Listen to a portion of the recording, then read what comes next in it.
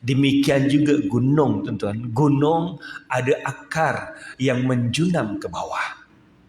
Pada tahun 1953, Dr. Ted Nile membuktikan secara saintifik bahawa gunung memiliki akar yang menjalar ke tepi dan menjunam ke bawah. Dan kedalaman gunung menjunam ke bawah itu menjangkau 5 hingga 10 kali ganda ketinggian gunung tersebut. Ini berarti semakin tinggi gunung menjulang tinggi ke atas, semakin dalam akarnya menjunam ke bawah.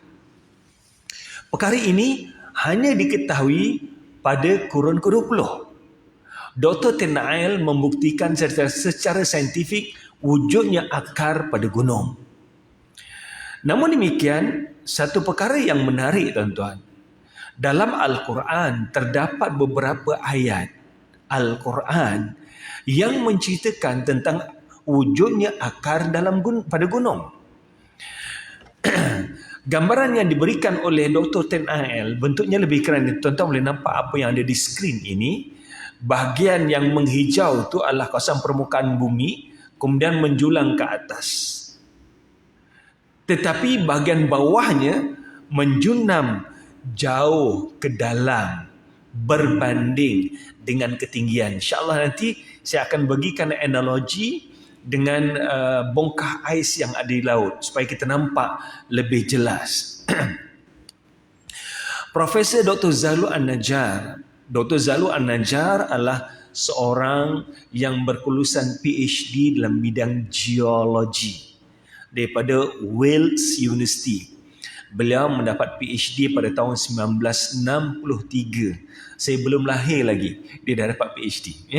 Profesor Dr. Zalul An-Najjar, profesor dalam bidang geologi dan juga merupakan pengurusi lujnah Mukjizat Saintifik Al-Quran dan hadis di Mesir.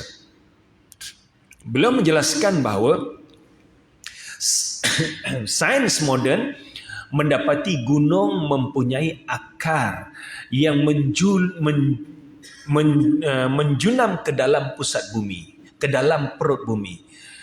Gunung mempunyai akar yang menjunam ke dalam perut bumi. Gunung bukan sekadar bahagian yang menjulang tinggi di atas, tetapi di bahagian bawah akarnya menjunam ke bawah sebagai pasak yang memegang bumi, sebagaimana pasak memegang kemah. Bila kita sebutkan pasak, katalah ni kayu yang kita jadikan pasak untuk memegang kemah. Pasak ini sebahagian menjunam ke dalam bumi. Sama ada kemah moden ataupun kemah tradisional yang lama, tuan-tuan, pancang ataupun pasak ni ada sebahagian yang terbenam dalam tanah, ada sebahagian yang ada di bahagian bumi. So itu dinamakan pasak. So bila Allah SWT, kalau perhatikan ayat ini, alam naj'alil arda mihada wal jibala autada. Tidakkah kami telah menjadikan bumi sebagai hamparan, wal jibala autada, dan gunung sebagai pasak. Tuan-tuan sekalian, ayat yang ke-6 ini, ada orang yang menggunakan ayat yang ke-6 ini sebagai dalil bahawa bumi ni flat, bumi ni rata. Cuba tuan-tuan perhatikan ayat yang ke-6 dahulu sebelum kita masuk tentang gunung. Alam naj'alil arda mihada. Bukankah kami telah menjadikan gunung ini terhampar bagaikan kapet? Jadi, bang, betul tak ayat ini sebagai dalil bahawa bumi ini rata? Macam mana, bang? Macam mana jawab? Ngangguk-ngangguk setuju? Macam mana, bang? Hanya orang muda ni. Ada setengah umat Islam yang menggunakan ayat ini. Bukankah kami telah menjadikan bumi ini terhampar bagaikan kapet? Jadi bumi ini terhampar berarti bumi rata, flat, bukan bulat. Betul? Setuju? Tak setuju. Okey, orang tak setuju sebab apa? Tak setuju sebab orang kata bulat.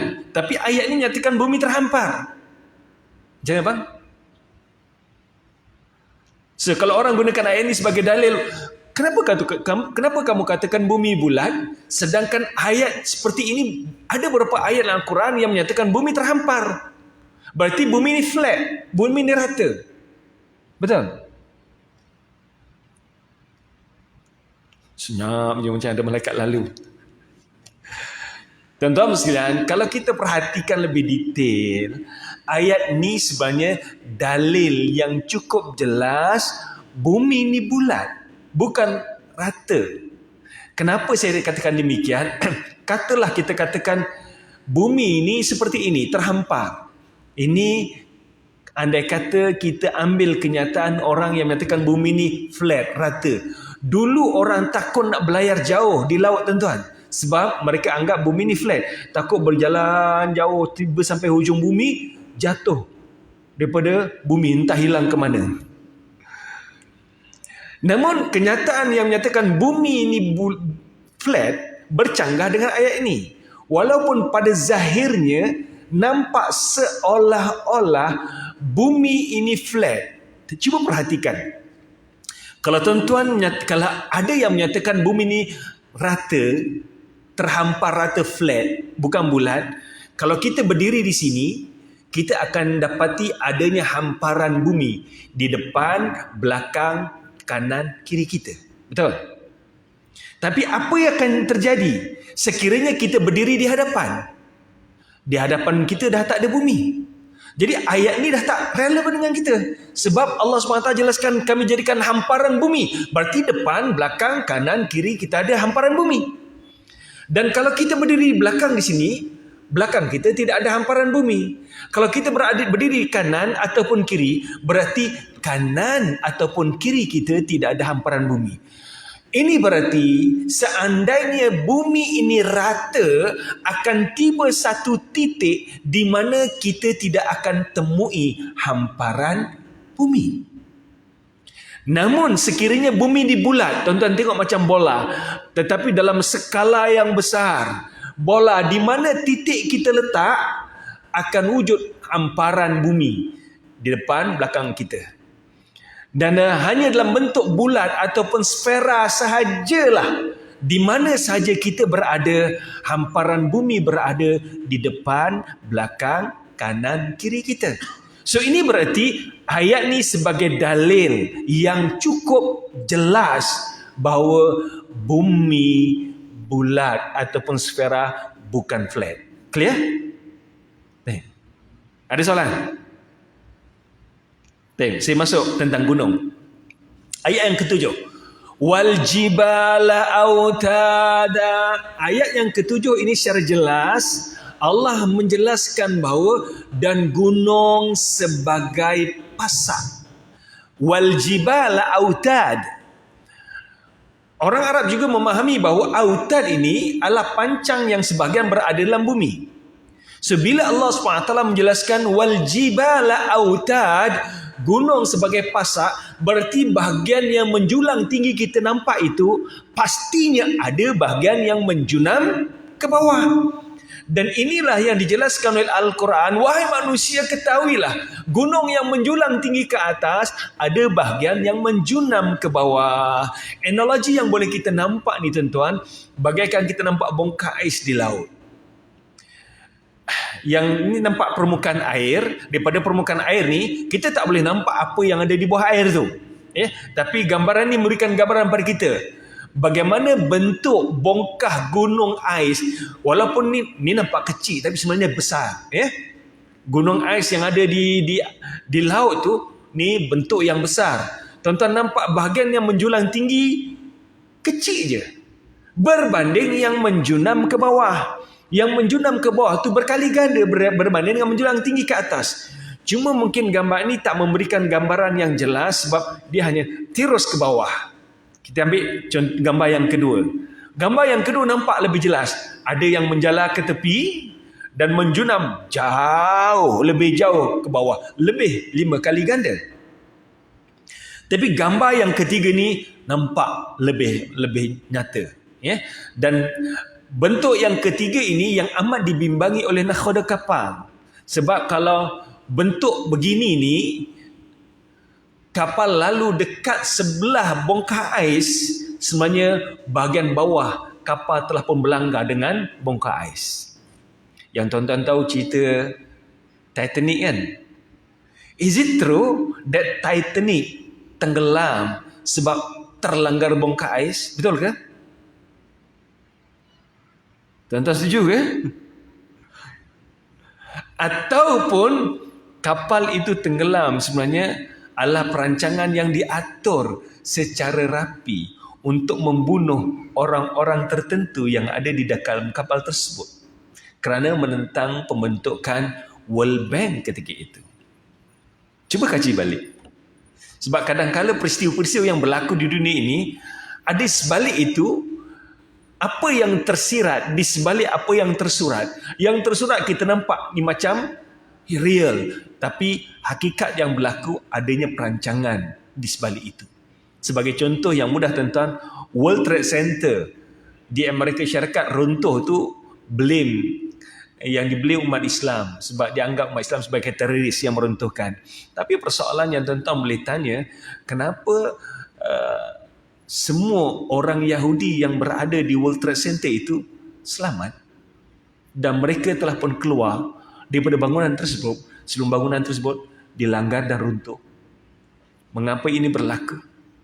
Kenapa tidak ada seorang pun orang Yahudi yang mati apabila bangunan teruntuh? Cuba cek balik. Berarti something wrong somewhere that we need to check lebih detail. Same thing dengan kapal Titanic. Walaupun filem Titanic hanya menceritakan kisah cinta, tetapi di sebalik itu ada beberapa jutawan-jutawan yang against, yang menentang pembentukan World Bank masa itu nak menubuhkan World Bank yang tidak dipersetujui oleh beberapa figure utama dunia ketika itu. Anyhow, kembali balik.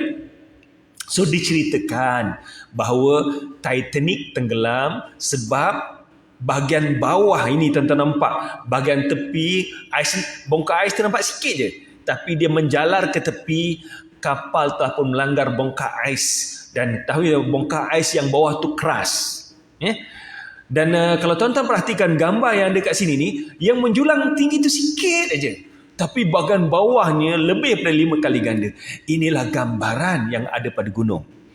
Kalau kita perhatikan Gunung Kinabalu contohnya, ketinggian Gunung Kinabalu mencecah 5.6 km, ya, 5.600 something meter. Berarti kedalaman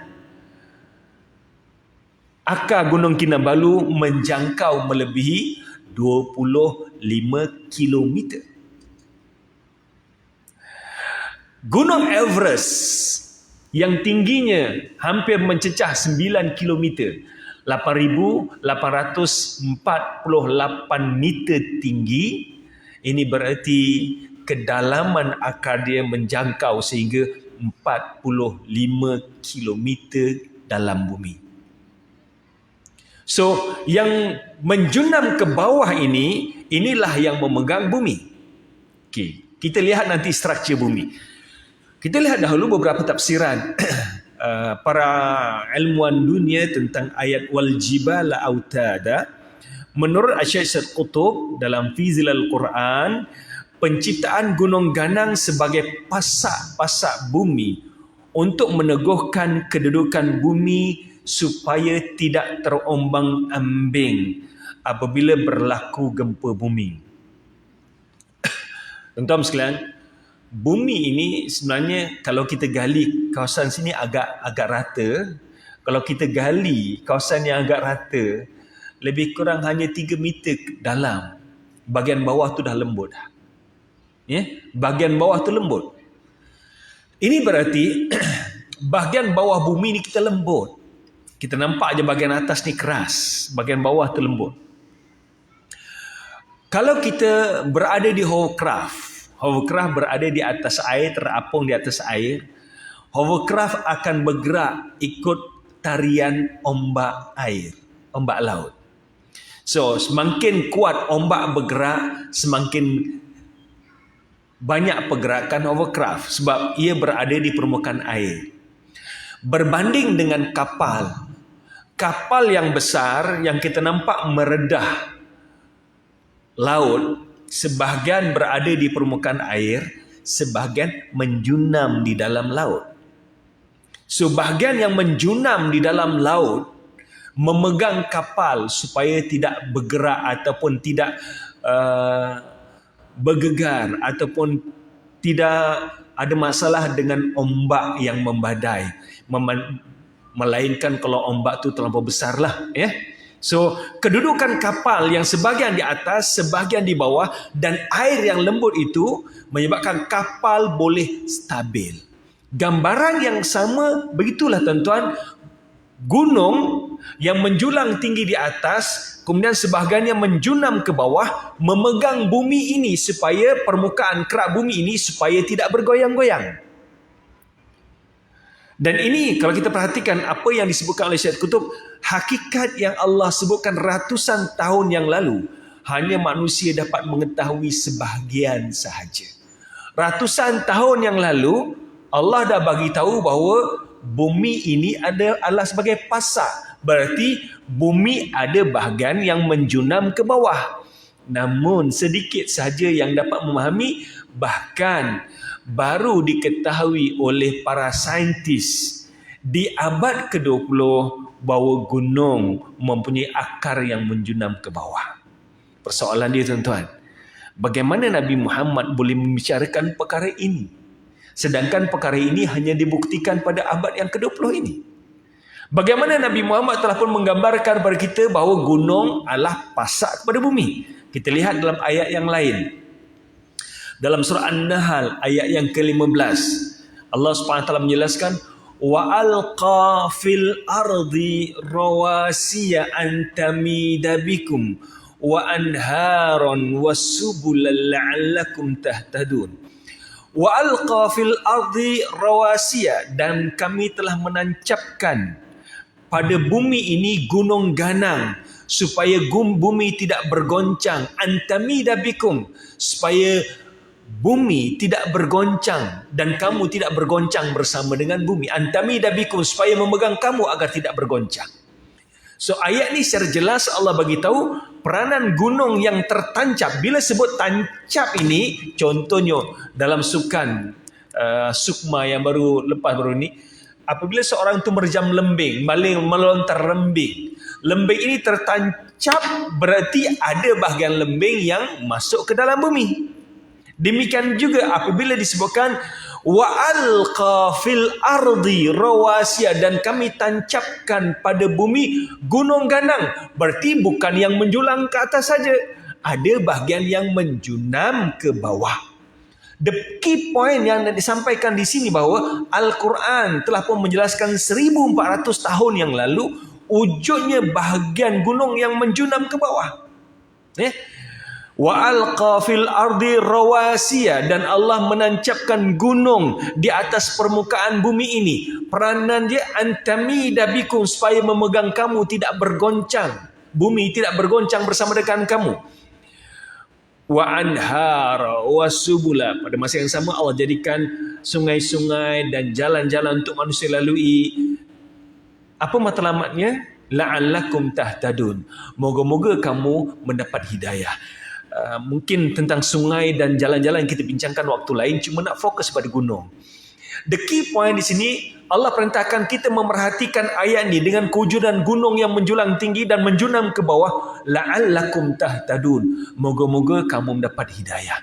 Persoalan yang kita boleh hayati di sini tuan-tuan, bagaimana Nabi Muhammad sallallahu alaihi wasallam boleh menceritakan perkara ini? Bukankah orang yang menghayati betul-betul ayat ini boleh dapat terkesan jiwanya bahawa benar ayat Quran ni datangnya daripada Allah SWT. Ini mustahil tulisan Nabi Muhammad SAW. Nabi Muhammad adalah seorang manusia seperti mana kita. Namun Allah muliakan Nabi Muhammad dengan Allah bagi wahyu. Allah muliakan Nabi Muhammad dengan mukjizat. Allah muliakan Nabi Muhammad dengan ilmu-ilmu yang manusia tidak mengetahui. Antaranya yang perkara ini. Jadi apabila Nabi Muhammad SAW menyampaikan kepada kita maklumat-maklumat yang tidak pernah diketahui oleh manusia sebelum ini berarti perkara ini adalah merupakan wahyu kepada Allah SWT. Kita perhatikan apa yang dinyatakan oleh Syekh Wahab Az-Zuhaili. Syekh Wahab Az-Zuhaili ini antara ulama kontemporari yang baru saja meninggal dunia. Baru-baru ini dunia kehilangan seorang lagi ulama hebat, mujtahid hebat, Dr. Yusuf Al-Qardawi, pada usia 96 tahun. Seorang yang banyak menulis buku-buku yang telah membawa ataupun menyebabkan kebangkitan Islam di seluruh dunia. Dan sebelum ini Dr. Syekh Wahab Az-Zuhaili telah pun pergi meninggalkan dunia ini beberapa tahun yang lalu. Saya sempat bertemu beliau beberapa kali. Beliau beberapa kali datang ke UIA. Dan beliau merupakan orang yang pakar dalam bidang fiqh dan juga tafsir. Buku beliau tentang fiqh bertajuk Fiqhul Islami wa Adillatuhu telah pun diterjemahkan dalam bahasa Melayu. Okey, kita berhenti sekejap untuk laungan azan.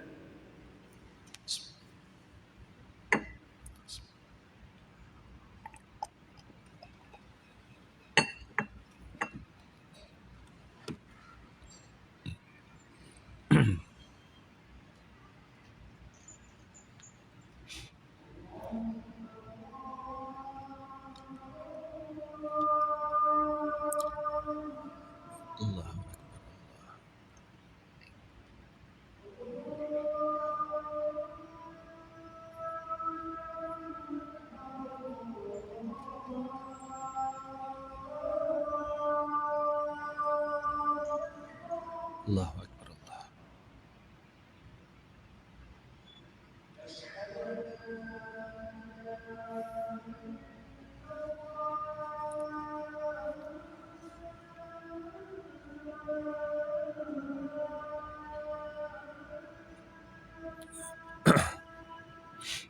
Asyhadu an la ilaha illallah.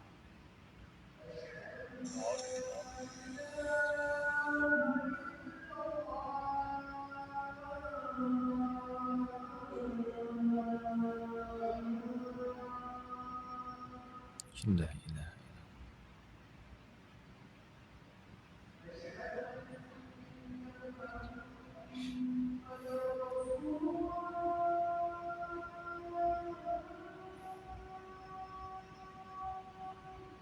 Asyhadu anna Muhammadan Rasulullah.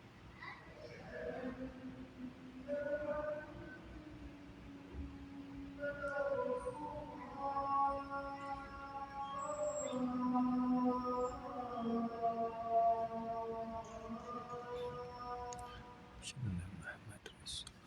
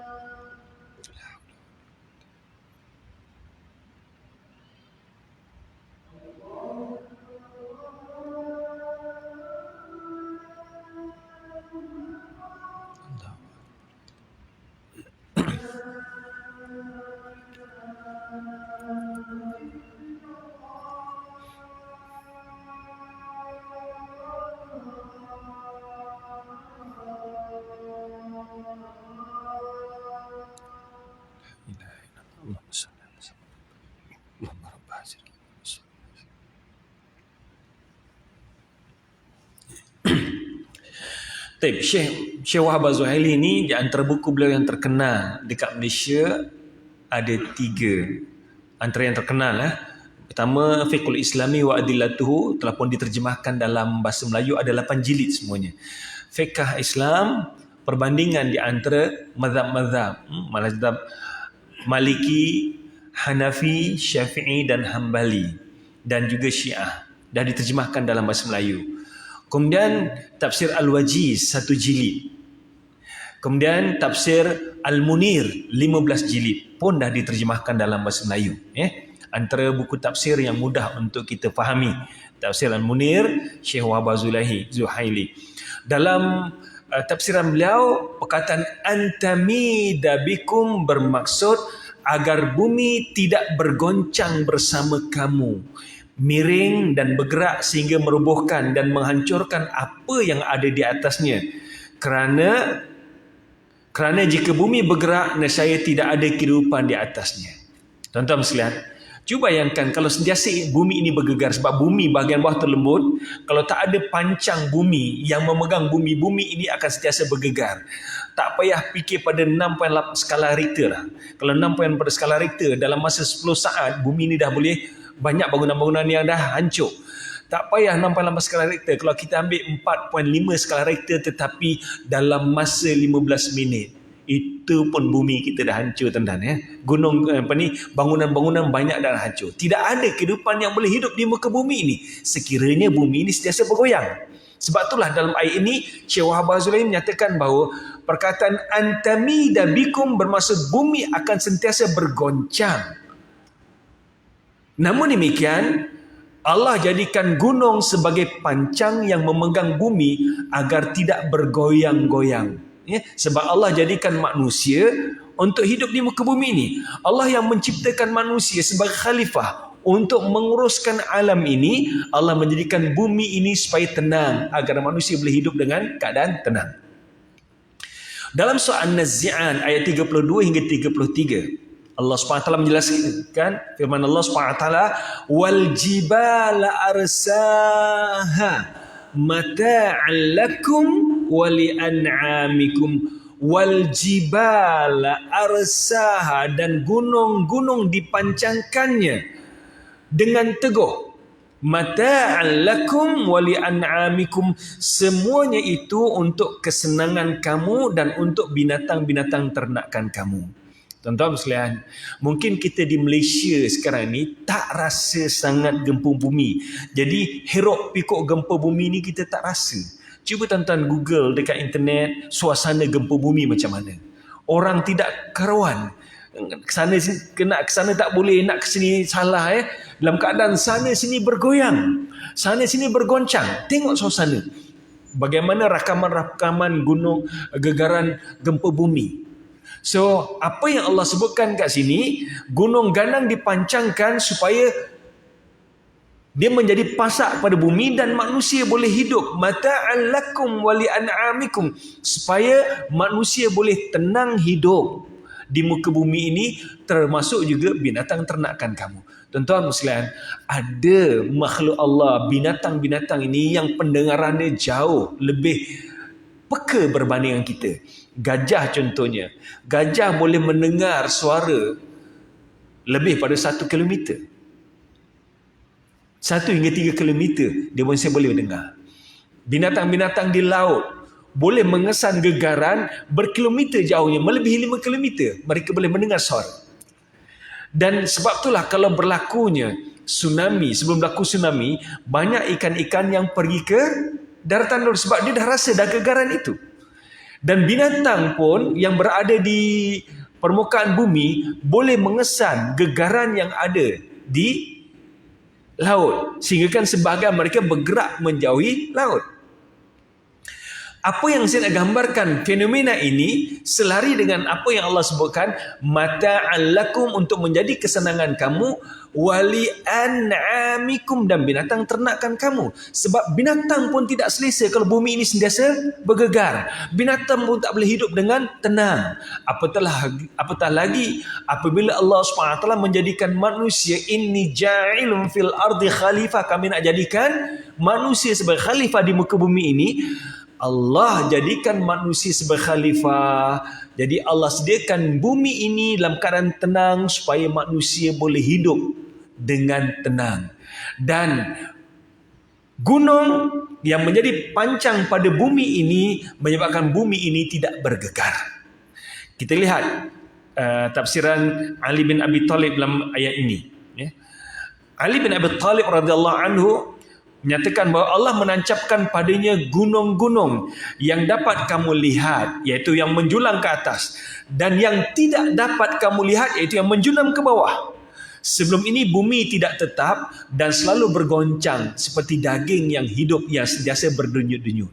Jadi kalau bumi, kalau ingat dulu masa saya bicarakan tentang kejadian besi, tuan-tuan, saya dah jelaskan tentang timeline bumi alam ini ataupun garis masa alam ini.